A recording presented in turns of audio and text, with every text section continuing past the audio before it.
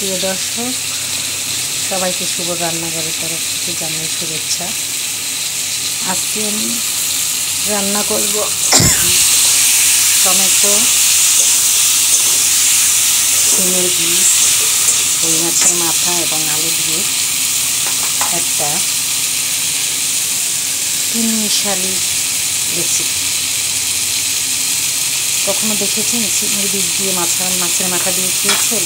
না খেলে আজকে রেসিপিটা শিখে নেন। প্রথমে দিয়ে দিচ্ছি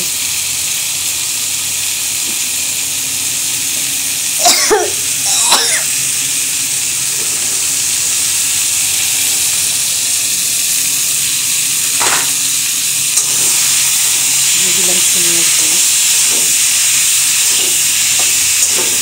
নাড়াচাড়া করার মধ্যে দিয়ে দেবো আলু।